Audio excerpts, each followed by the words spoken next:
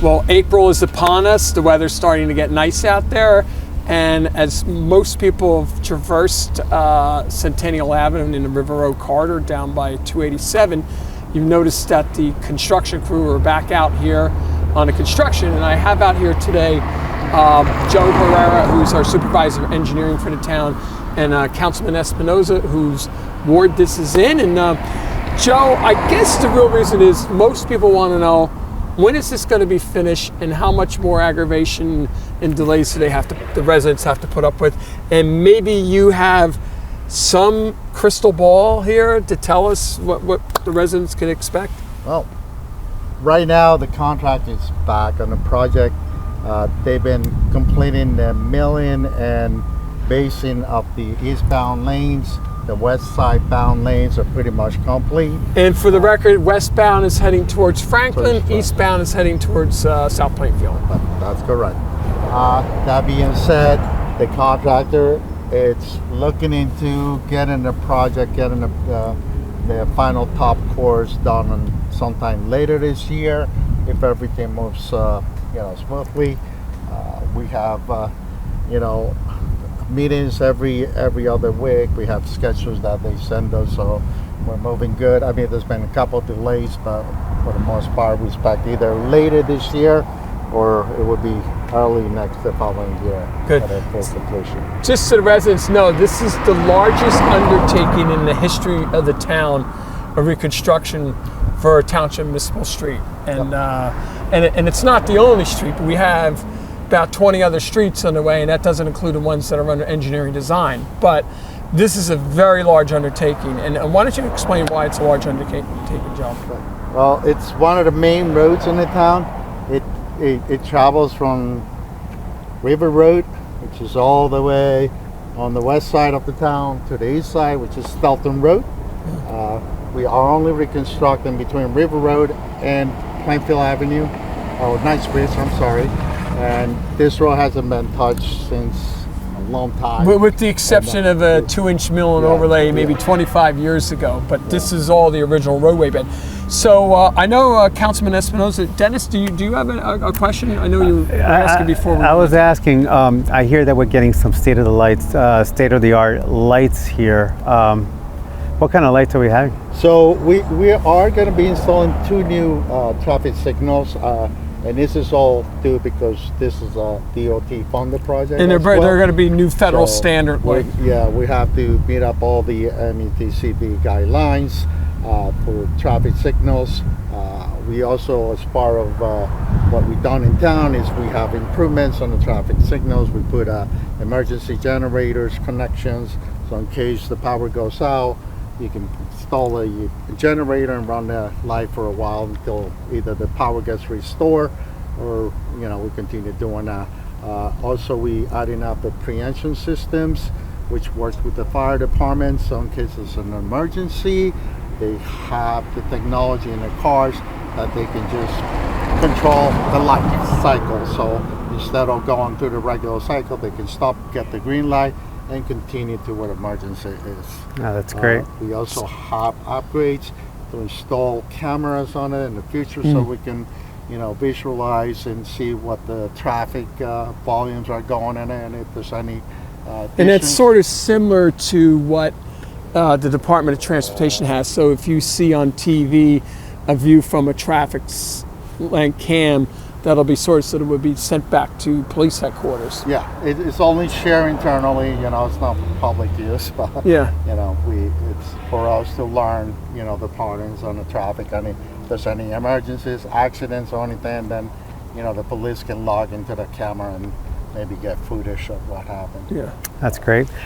Just personally me, we like to be outdoors, and people like to cycle, people like to walk. Tell us a little bit more about the mops that are happening. First of all, what is a mop? The mop is a multi-use path, and it's designed for pedestrians and bicyclists. So we combine the two of them as opposed to just having a sidewalk.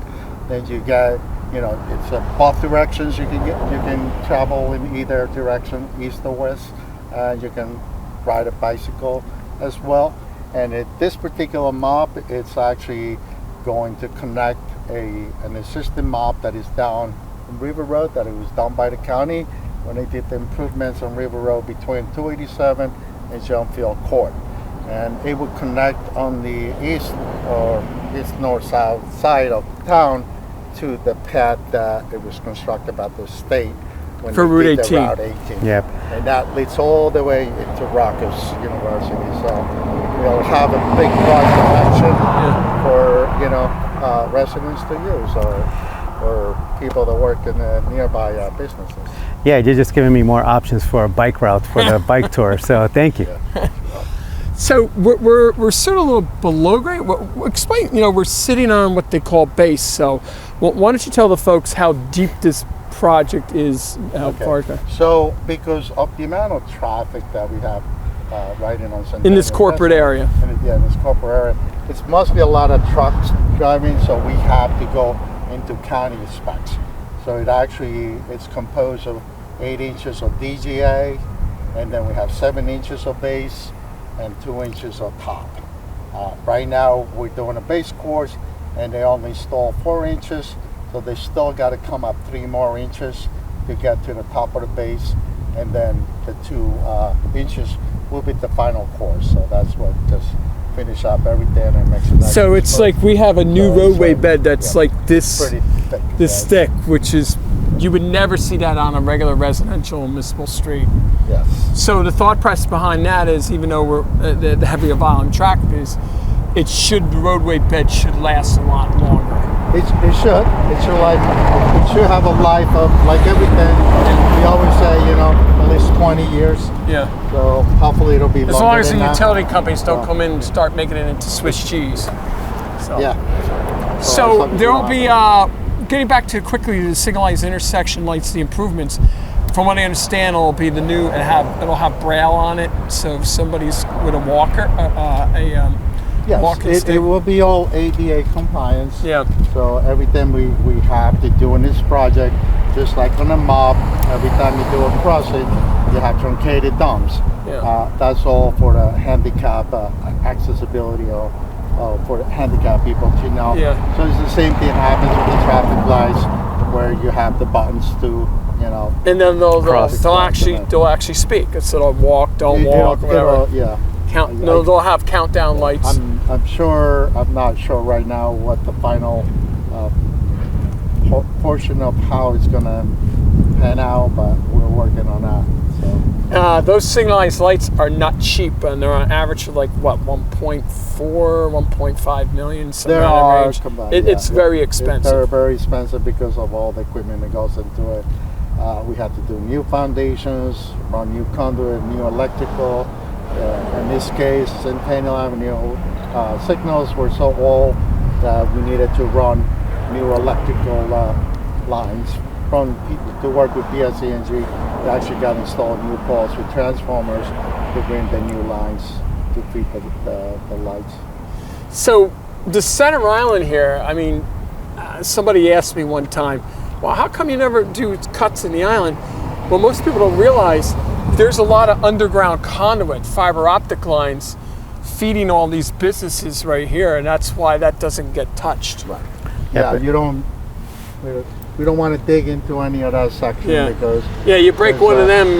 Some of them are fiber optics are very expensive. Yeah. very expensive. Very time consuming to. And we're future-proofing this, right? We're making it bigger so that way we can run some more conduits. No, the conduit is what's existing conduit right now, and there we're not touching now. We're not. We have all the conduit that is being installed, maybe on the westbound lanes as the companies come in. And that's for develop municipal and all purposes. that. And that's only for our purpose, yeah.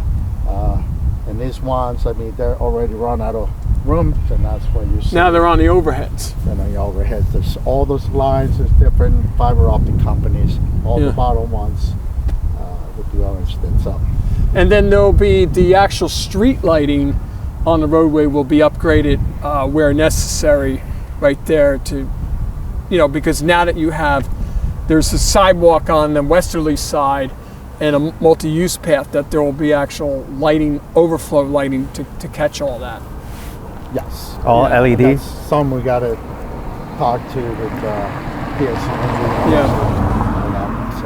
I mean, all you could do is anybody who's driven this road within the last 4 or 5 years know that it desperately needed to be reconstructed. And part of the problem was that we weren't able to do it. We had the engineering designs finished, we had a lot of the acquisition finished and right away. The problem is we just didn't have the money because this is over a $9 million project. I'm willing to bet that once all said and finished, it'll be almost near $10 million. We were very fortunate enough through former Governor Murphy, Senator Smith, Assemblyman Danielson, and Egan that we were able to get $4 million in local aid money, a special pot of money through the Department of Transportation. And quite frankly, without that pot of money, I don't know if this would have been under construction. That is right. Yeah, because basically this project is basically consuming a good chunk of our capital reservoir finances in town for the next 2 years, and that's why I want people out there, as well as Councilman Espinoza knows that there's only X amount of money in the budget in a given year, and this was a very large project for the municipal government to undertake. Yes, and obviously in your career, this is the largest project ever. the largest one that I've been involved with. So while we're out here, you can talk a little bit. We also have another large project underway over in Ward 1 in Frank Ern's ward. It's Love Garden. That's also a Department of Transportation project. Yeah, that's another project we get in, like $500,000 on the state and local aid, and we are improving Lapgar from South Avenue to Center Street. The improvements, obviously, it's all storm drainage improvements, curbs and sidewalks, and a new pavement, full section of pavement.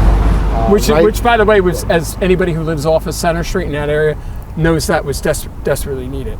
Yes. And right now we are working with the utility companies. The water companies moving the water line in conflicts with the storm systems. So they're working on that.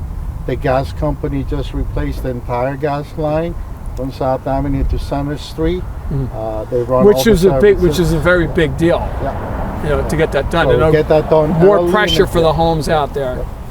Yes. So, like I said, the water company's just been out there the past couple of days, and as you know, PSCNG has been running a new 69 kV line. So they're going down Lapgar Street. I met with them to make sure that the new poles were going to be in conflict with my project. So that's all been working pretty smoothly. I think all the poles were installed.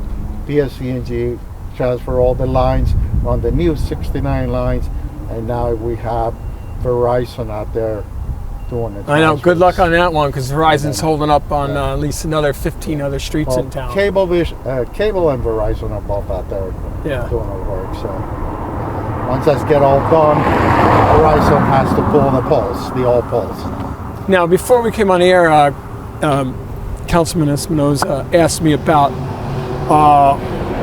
Old New Brunswick Road. What is the status of Old New Brunswick Road? Okay, Old New Brunswick Road, we have 3 phases.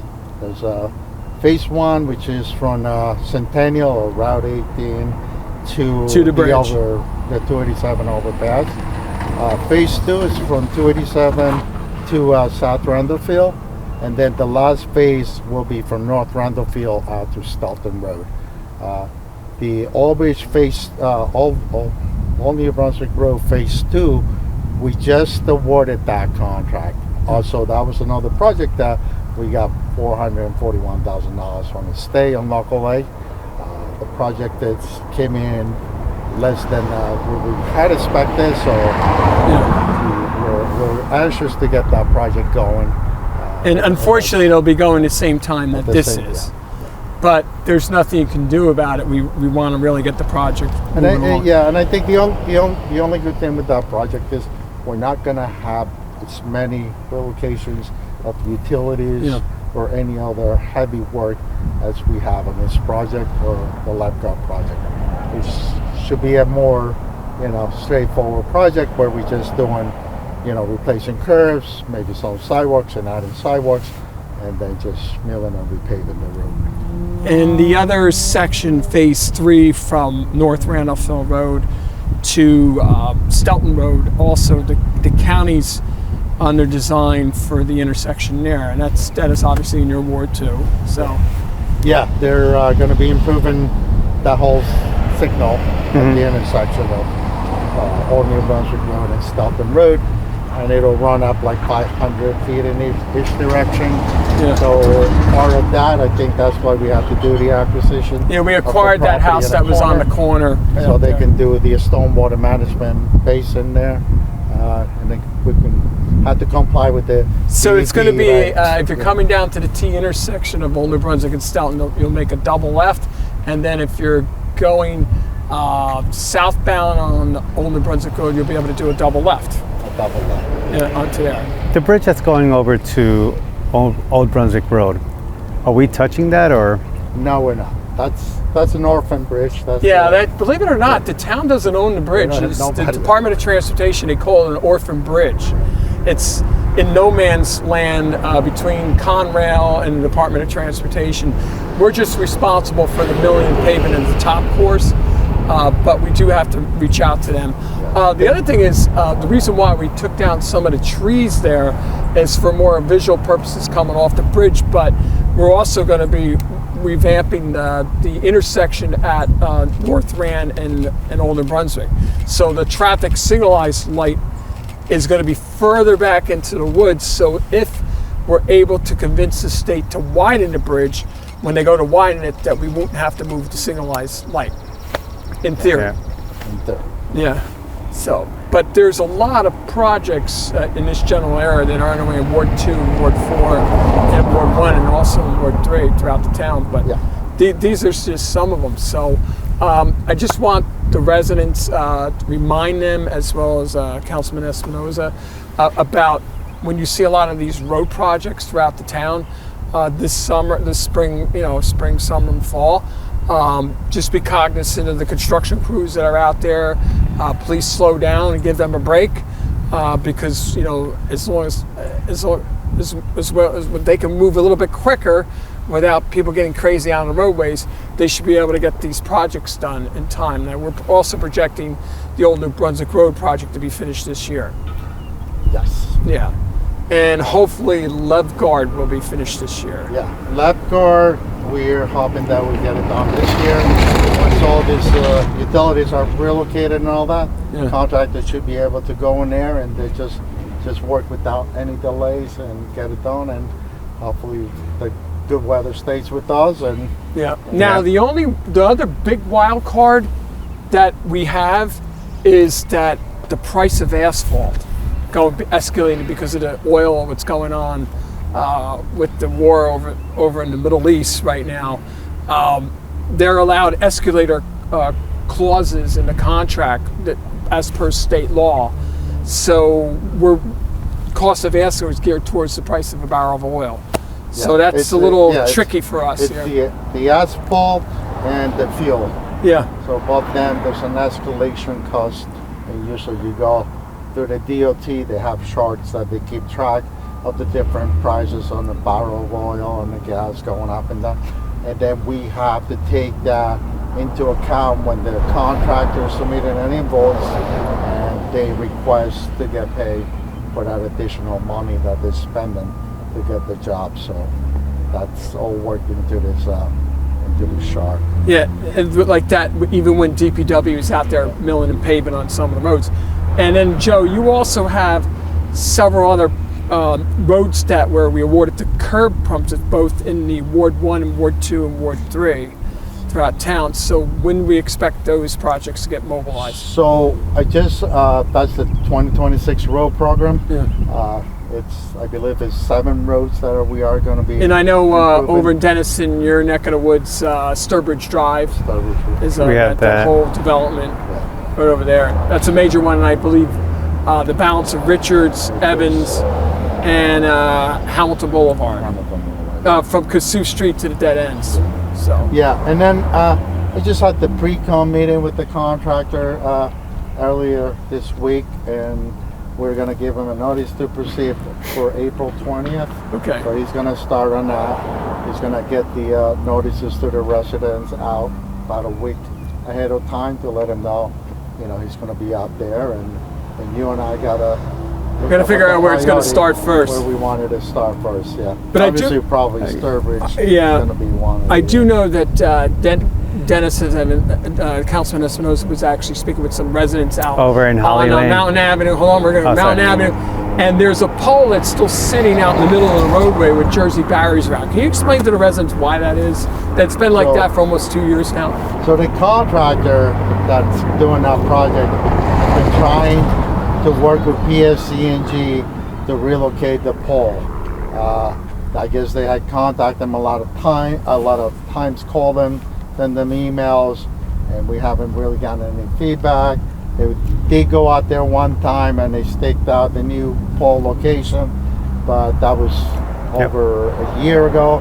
We haven't seen them, and it's not for lack of trying. Exactly, it's not on us. Trying, and we try when we meet with them as well, and I don't know whether they have other priorities, but well, we also have similar at several roads.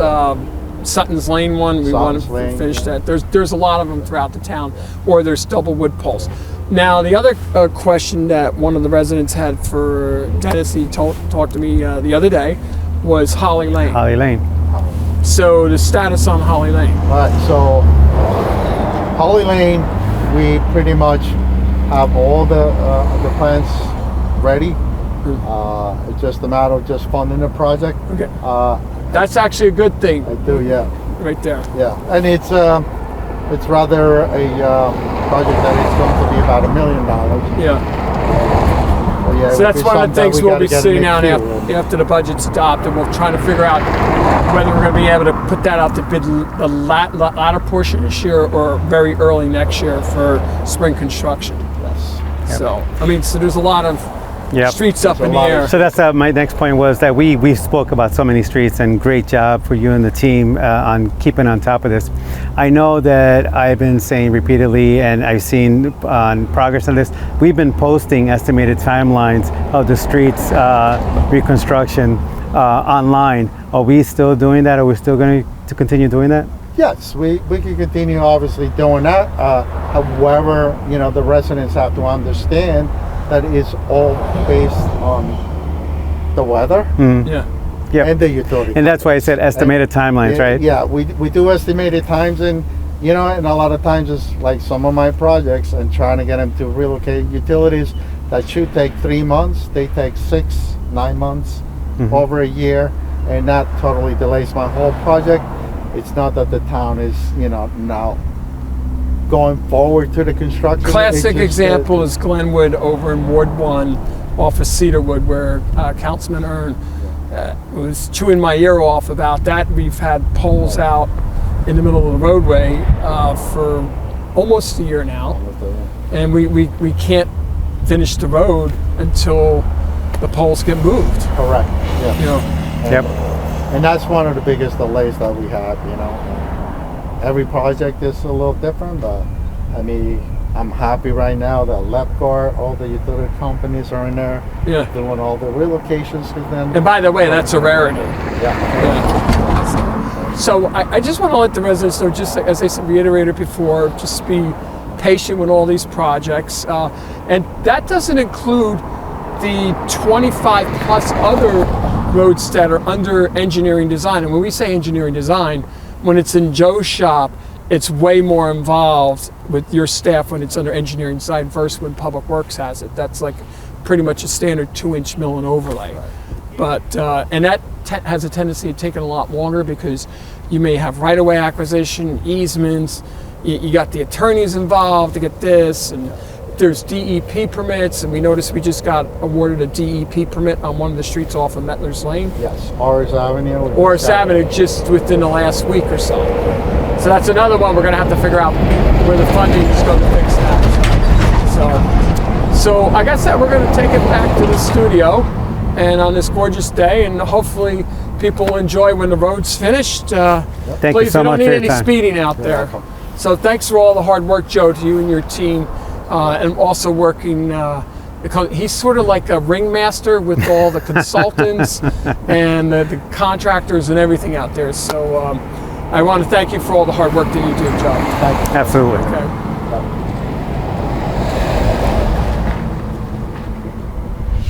I, Alex, I, Alex. I, Leonardo Salazar. I, Julia Martirano. I, Eric Esroze. I, Brian Rincon. I, Noah Roach. Do solemnly swear That I will support the Constitution Of the United States. And of the Constitution of the State of New Jersey, of the State of New Jersey. That I will bear true faith in allegiance to the same, and allegiance to the same. And to the governments established in the United States in the United States and in the State of New Jersey, and the state of New Jersey. under the authority of the people, that I will faithfully That I will be impartially. And justly. Perform all the duties police Of the officer. office of probationary police officer. for Piscataway Township. so help me God. Well, congratulations. Congratulations. Congratulations. Well, congratulations. Thank you, Mayor. Congratulations. Congratulations. Congratulations. Always start off with gratitude, so I just want to tell the family thank you. This achievement belongs to you as well, because without your support, your sacrifice, they probably wouldn't be here today. So I just want to say thank you. Also want to let you know this is a group of distinction.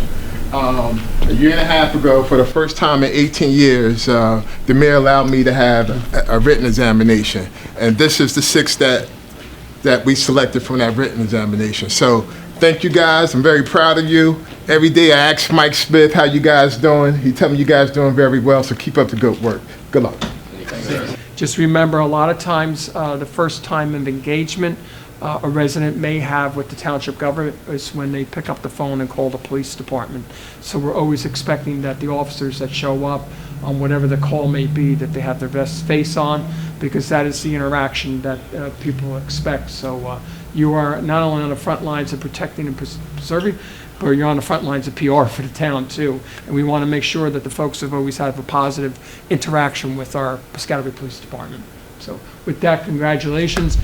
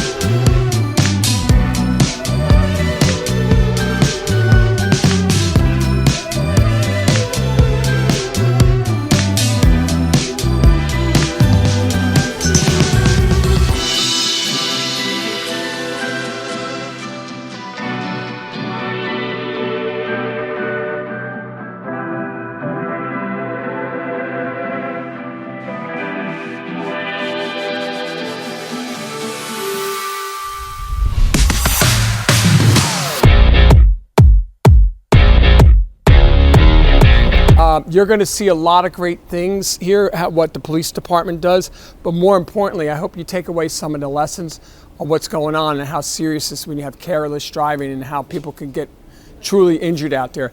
I got to tell you, as a parent, one of the most dreading calls that you can get as a parent, that your son or daughter's been involved in an accident.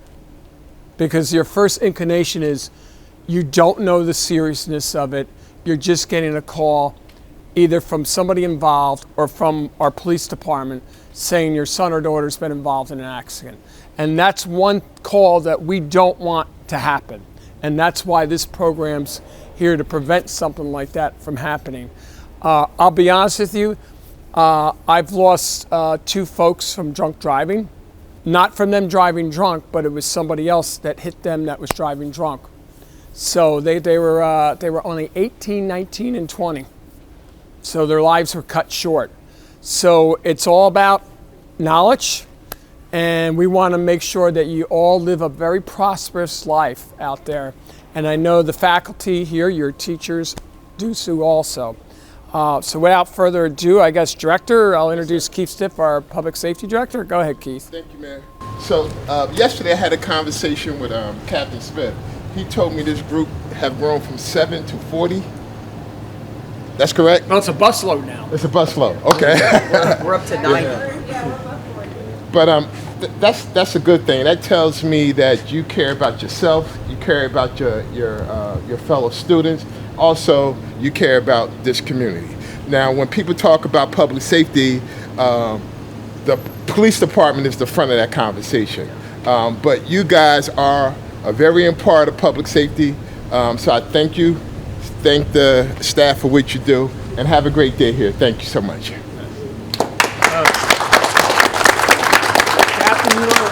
I just want to say really quick that I was kind of here in traffic with Sergeant Close when this program got off its feet. He let me know that your program started with 8 people and now you guys are well over 100. It is amazing to see, and really proud of the effort put forth by you guys, especially in collaboration with the PD. It's great to see. Thank you guys. Thanks, Captain.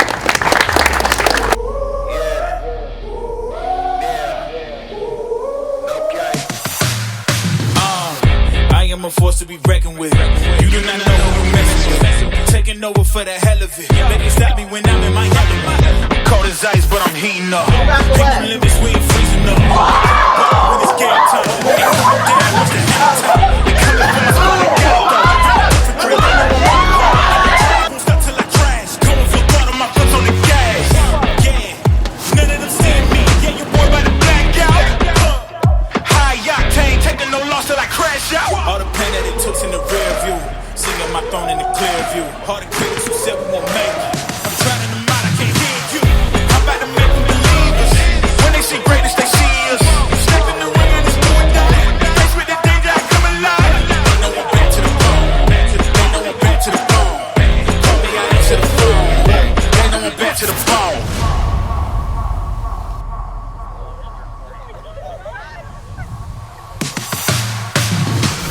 I'm bad to the bone, the greatness is on. I make it if they don't believe me. I'ma show them just how I'm gon' do it.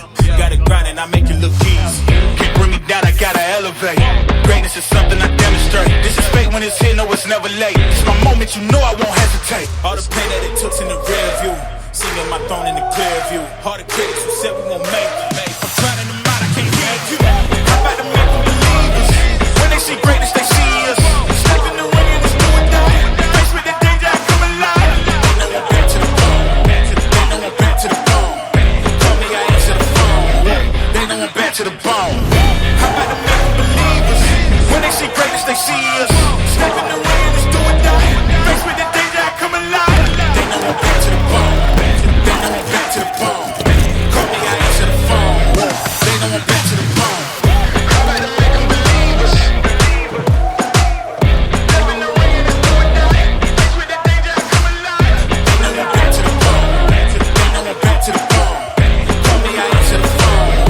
They know I'm back to the bone. Safe streets. We're down here at the beginning of Clean Up Piscataway, celebrating Earth Day, and I want to thank all the volunteers, but more importantly is I want to thank 4th Ward Councilman Michelle Lombardi for organizing this every year. As you can see in the background, there's all these different shirts. These are throughout all the years that we've had Clean Up Piscataway. I'm also here with Councilwoman at Large Gabrielle Cahill, and then obviously our Public Works Director Guy Gaspari. So Michelle, tell me the importance of why you want the community to be involved. Well, quite frankly, one of the first things that I wanted to do when I got on the council was implement something environmental. So actually, when I first got on, this was the first thing that I implemented. So for me, it's very near and dear to my heart, okay? Because our Clean Community Day is a little bit more than just cleaning the community. What it does is it brings out the neighbors, it brings out different businesses, it brings out youth groups, Girl Scouts, Boy Scouts, and it's a neighbor, everybody out there coming together, which is other things that I like to do, promote unity and coming together as a community. Everybody comes together today for basically a good volunteer thing for our township, and it's taking pride in the community and cleaning up Piscataway. So what sites in town, I know we go wherever the litter is, but what sites in town do you normally focus Well, on? traditionally, we have always cleaned up every park here in town. We've cleaned up every park, the Little League fields, Green Acres, Johnson's. We've been over at Johnson's Park. And if somebody does come up to us and they have a particular area in which they want to clean, they are welcome to come here. We'll give them the bags, the gloves, and everything they need to clean up the area that they want to clean up. Because I know from walking around in my neighborhood that the litter has just been unbelievable this year. And, you know, if you want to clean a spot that's close to your home, you're surely welcome to do it. You know, one of the more troubling things when you go around town as we've picked up litter, and I know Mr. Gasperi with the Public Works Department, you see a lot of empty vape cartridges and single shot and alcohol. mini alcohol bottles. Mini alcohol. It's a problem. Which is scary because you know what's happening. People are actually doing that in their car as they're driving, and they're just tossing Right, it and out tossing the little bottles. One day I took the liberty of just doing my street of Carlton Avenue. I filled a bag, and just what you say, Mayor, it was little Pink Whitney bottles and Fireball bottles and vapes and energy drink cans and water bottles. So, you know, it's even scarier is that people are actually drinking while they're driving in the car as they're going. Mr. Gasperi, so what happens? The volunteers get all these bags. What does DPW do with all the bags afterwards?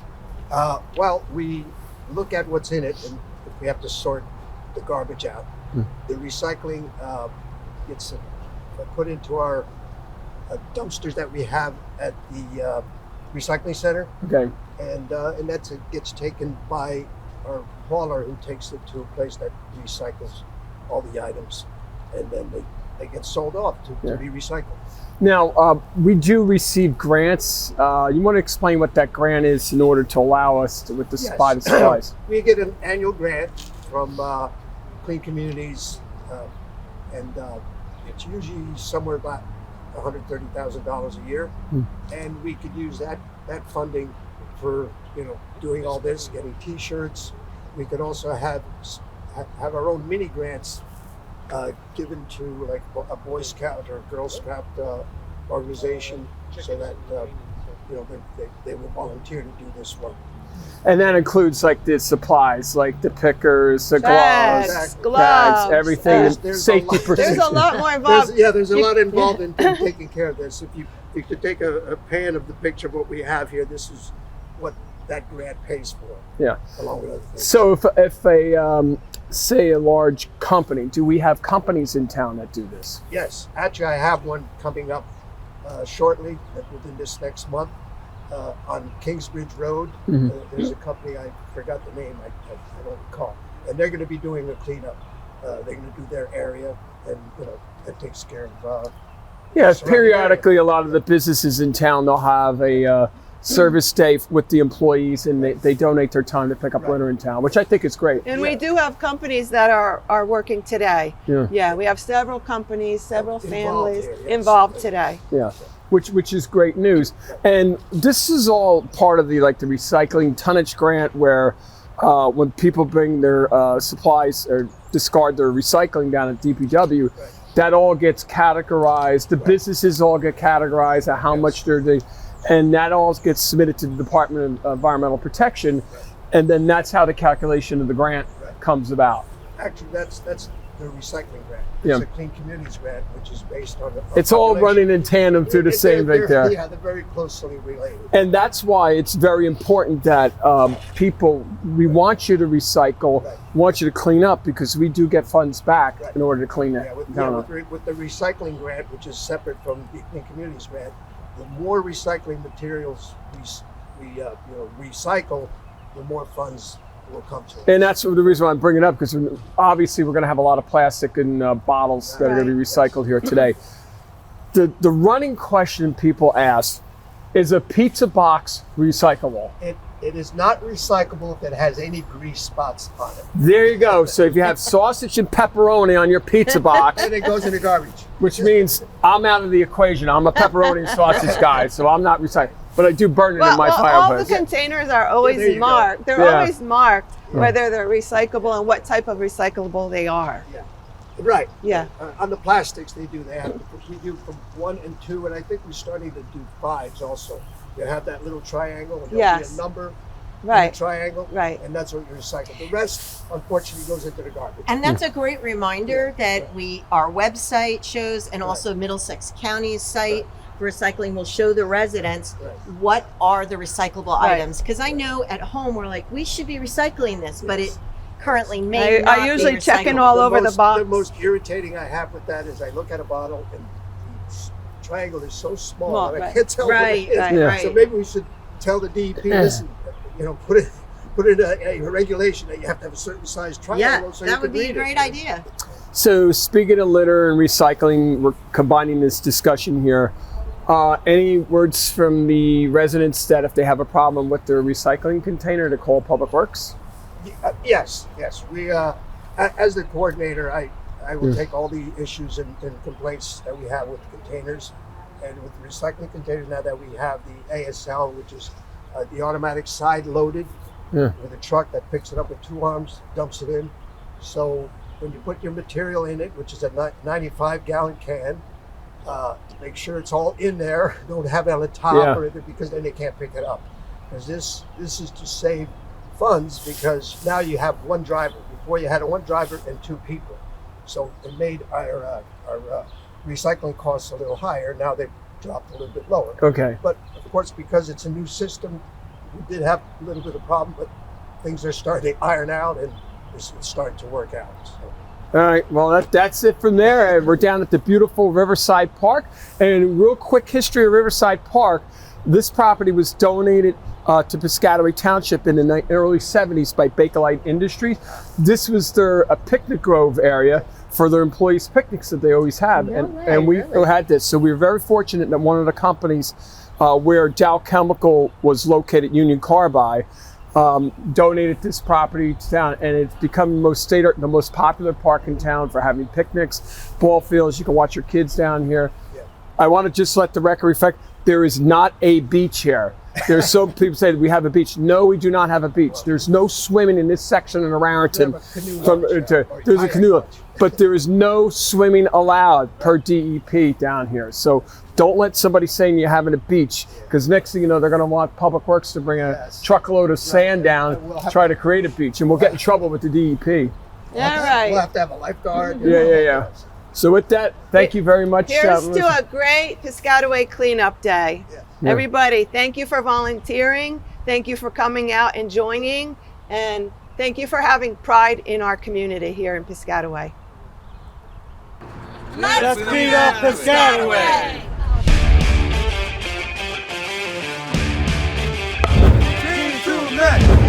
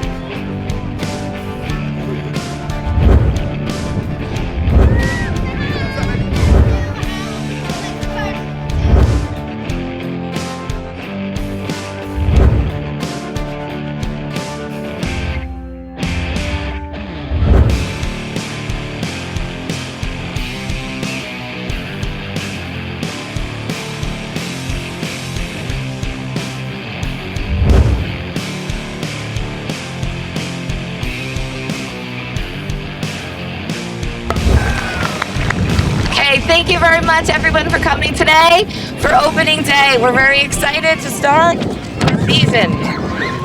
Now we have Charlie reading the Little League Pledge. Okay.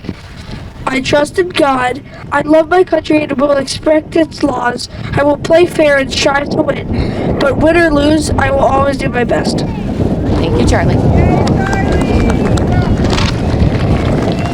And the Little League Volunteer Pledge. I will teach all children to play fair and do their best. I will positively support all managers, coaches, and players. I will respect the decisions of the umpires. I will praise a good effort despite the outcome of the game. T-ball this year, we have over 190 sign-ups in 12 teams. That's great. Great to see, T-ball.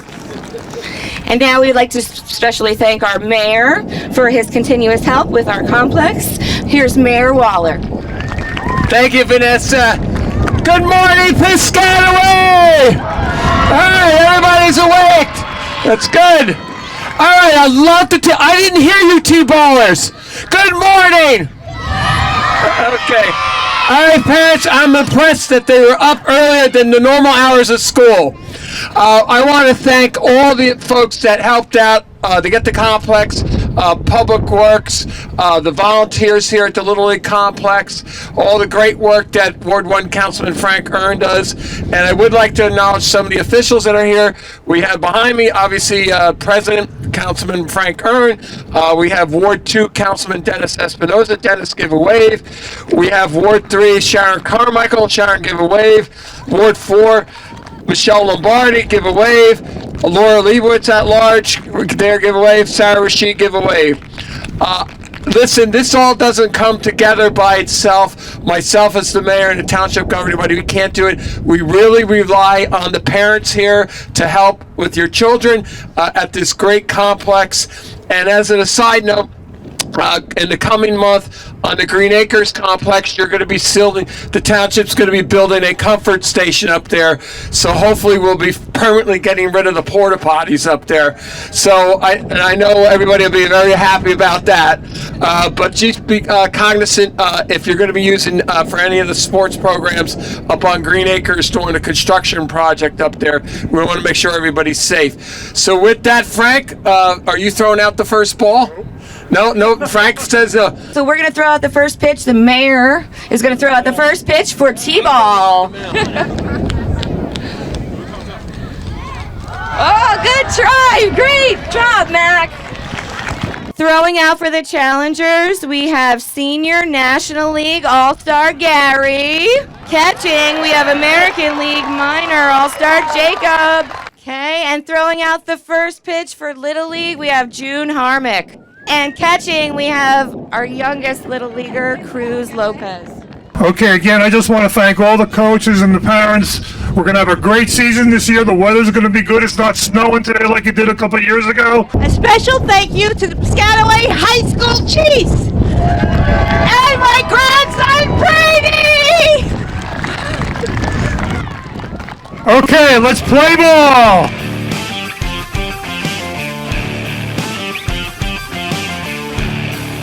Here's to full employment to all the cardiologists in the area.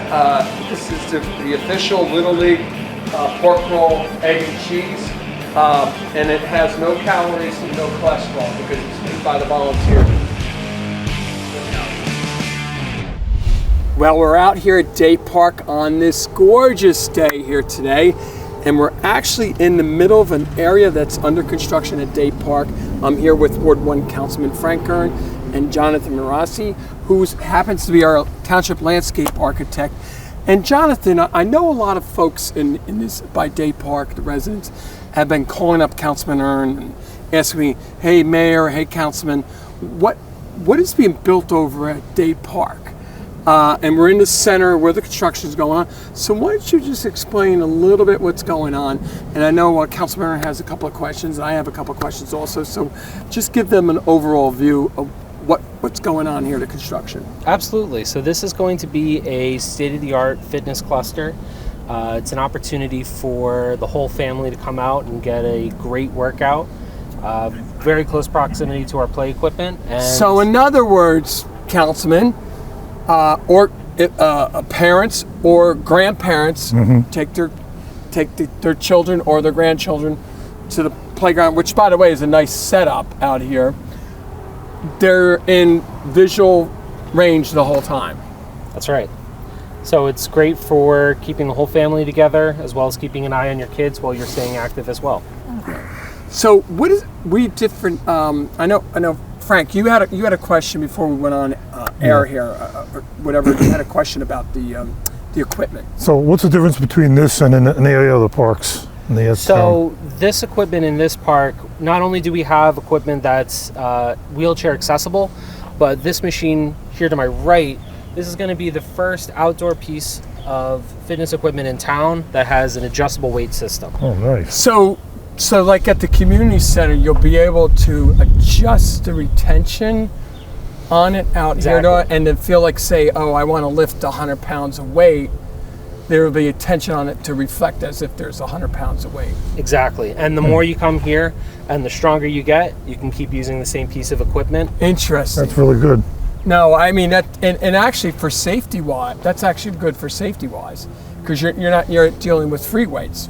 Exactly. Yeah. We even have these kettlebells that are on a track, so you can lift them up and release them. Oh, so these would go out. You can actually lift it, and we don't have this. I know at Suskin Park and Prime Park, they don't have the kettlebells. Correct. So this is like a new some of these are new features here compared to last time. That's right. Now, what's the significance of the kettlebells and the other? I'm trying to figure out what this is right here. So this piece of equipment, there's so if somebody wants to stretch out, it's CrossFit. It's CrossFit. Okay. CrossFit fitness. So there's a lot of opportunities to now, work do out you your hear whole about body. that? All the folks out there that are CrossFit trainers, you hear a lot about that. They can enjoy the beautiful weather and get a CrossFit workout in. Yeah. Now that is great news. Well, we might have to advertise that out there. CrossFit right there. So what is this? What is this down here? What is this? So this piece of equipment is meant for a full body range of motion. So it's good for stretching, reaching, twisting. There's even a dip and twist machine right on the end there. Okay, so when you mean a twist machine, are we giving full employment to a doctor who deals with spines and stuff like that, or anything? They can set up a outdoor clinic right here. Yeah, that's being kidding, of course. But when you see something like, and then obviously this is for jumping up and lifting up and doing the like exactly right there. Now, what is this for? Is just going to be a bench here? So the design of this fitness cluster is a circle. The idea is there's going to be ample space to move around on the outside, access the equipment on the middle, and then in the center is an opportunity to rest, maybe lay your backpack or gather and take a break and sit down while you're working out. Nice. Yeah, and this piece of where you sit down here. Now, what is this? Is this sort of like a leg? It's a chest press machine. So you sit down and you can push. So away this from is for your upper abdomen region, I guess. Upper chest, pecs. Also works out your arms as well. Oh, this is interesting. Well, I got to tell you, this is way more involved than the other. I mean, granted, as Councilman Earn knows, the Prime Park and Suskin Park ones were one of the first outdoor fitnesses that we did, but now it appears that a lot of this equipment have come a long way with the designs. And last but not least, I know that has a piece of clothing article on it. What is this one for? Is that for doing like sit-ups over there? That one's for doing sit-ups. The one to the right of it is interesting and worth noting. And I'm gonna come over here just so the folks can see this. I don't want to touch it because they just poured. Yeah, they just poured the foundation on this one. This is a great piece of equipment. You can be sitting in the direction that you're facing. Okay. And use your arm muscles to rotate, or you can approach it from a wheelchair position, seated from the direction I'm facing. You know what? You just brought up a valid point. What's the significance of this one compared to the other outdoor fitnesses that we have? This outdoor fitness cluster is going to be completely accessible. It's going to have a poured rubber surface. And that's one of the questions that Frank you were asking before we get on. What type of surface was going to go down? When you say poured rubber surface, maybe there's some folks out there that haven't been to the two other outdoor fitnesses that we have in town. You have Prime, you have in Suskin Park. So what does poured rubberized surface mean? So when you're stepping on it, it's going to be a firm, continuous surface with a little bit of give to it. Essentially, it's very tiny pieces of recycled rubber, and then they're stuck together with a resin, and it's poured out as a paste, and it solidifies. And it just solidifies there. Solid surface, yeah. That's it. So that allows somebody who may be wheelchair bound could possibly. Not only wheelchairs, but also strollers if you're strollers. A parent. Okay. And it's a great way to be able to fully access the site. See that, Frank? You can bring your grandkids over here. Absolutely. Yeah. So, but anyway, so obviously this will be connected up by a sidewalk, I'm assuming? Yeah, so there's going to be a short sidewalk connecting the poured rubber surface to the existing sidewalks that go from the parking lot to the playground. Now, one question I have when you say poured rubberized surface, how hot is that going to get during the summertime? Well, obviously anything out in the full sun is going to get warm. We're choosing gray as well as the highly recycled black, so that way there's some reflective lighter color gray in there. We are going to be installing a couple new trees to help provide some shade. So this is something it's going to be great to use year round, and it'll get a little warm just like the rest of the slides. Well, we do need more trees in the park. Unfortunately, we've had, like over at Day Park, as a lot of the local residents know, we've had a lot of diseased trees that have fallen. Matter of fact, there's some behind us that have fallen down that we have to have Public Works clear out, and we still have a lot of dead trees standing in the park. I mean, you could see just in the back alone that there's some that are half dead or all the way dead back there that we have to take a look at. And that's one of the big challenges of being a landscape architect. For some reason, there's like the ash borer disease and everything around town that's really killing off a lot of our trees in our parks and in our street trees. Urban forestry is a really interesting topic. We can certainly do another conversation on it. Managing the living assets of the town is something really important to myself as well. I know to you as well. So interesting enough, if you ever travel over to Europe, Councilman, if you're in Germany, every tree is marked with a tag. And see, every tree is marked in a tag, and they can go online and they can find out what tree it is, which I found big. I'm just thinking about the personnel hours it takes to tag out every tree. But that's how meticulous the German government is tag out every tree. But with that being said, it's really nice that how this park, Frank, has evolved over what was when I first became mayor like 25 plus years ago. And more importantly, we are going to be doing some other things from the winter. We did some of the safety covers on where they play Babe Ruth baseball cracked, and we're going to get them replaced, and some other items that need to be that. But you know, by and large, this park is in very good shape, as well as DPW is going to be out here with adding more additional safety surface where the playground is, as we do in all the parks once springtime hits, though. So Jonathan, how give me a guesstimate how popular do you think this is going to be out here? I think this is going to be extremely popular. It's our first outdoor fitness cluster on the north side of town, first one in Ward 1. So I'm really excited to see where in the community folks are coming from to use this fantastic piece of equipment. Well, we're strongly encouraging folks that want to have date nights or whatever. They can come here and maybe get a bite to eat around here, and then do your burn the calories off as part of the mayor's wellness campaign, right, Councilman? We're all in favor of that. And then speaking of parks, we're having this week is Earth Day cleanup. Yes. And then all the folks that are about 300 plus volunteers are going to be in the parks cleaning up the litter and some other things. So I want to thank the residents, on behalf of Councilman Ern and I, we want to thank the residents in advance for those helping out to clean up not only your community, but more of course, our cherished property assets, the parks. Well, I want to thank Jonathan and Frank for stopping by to show us this great piece of equipment out here and new assets. And I want to wish everybody a happy Earth Day for the month, and we look forward to see you in the month of May.